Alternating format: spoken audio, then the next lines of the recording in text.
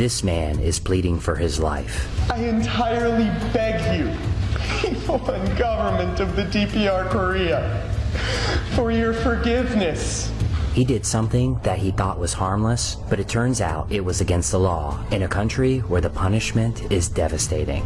He could be sent to prison in North Korea, or they could end his life. If this were you, you would be terrified, because you may never see your family and friends again. You may never be free again.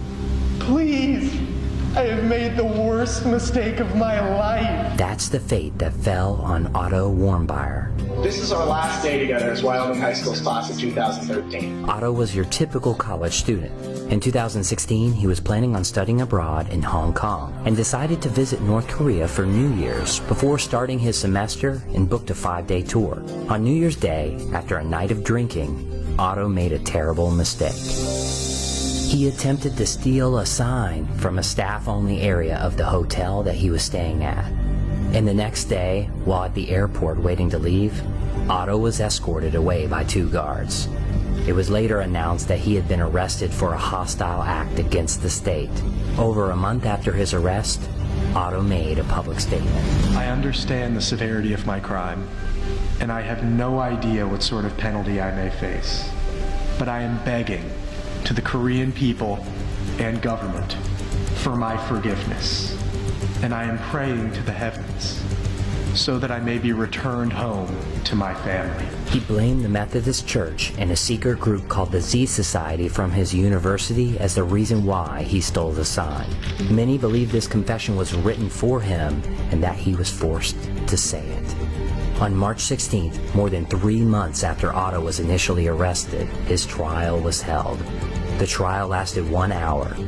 Otto was found guilty and sentenced to 15 years of hard labor.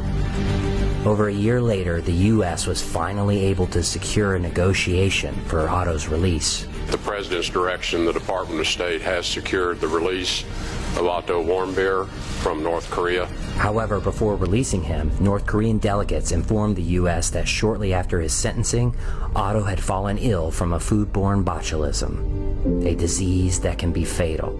They said that because of this, he had taken a sleeping pill and fell into a coma.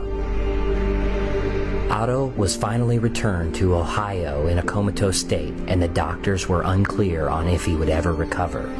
North Korea had provided 2 brain scans showing Otto's brain damage. But when his doctors investigated, they found no sign of botulism. What they did find was brain damage and signs of abuse on his body. Unfortunately, shortly after Otto had returned to the United States, he passed away. He was only 22 years old.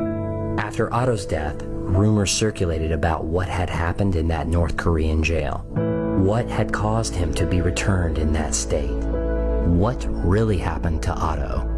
We may never have the answers, but this tragic story serves as a constant reminder to be grateful that we don't live in a dictatorship, where one small mistake could cost your life.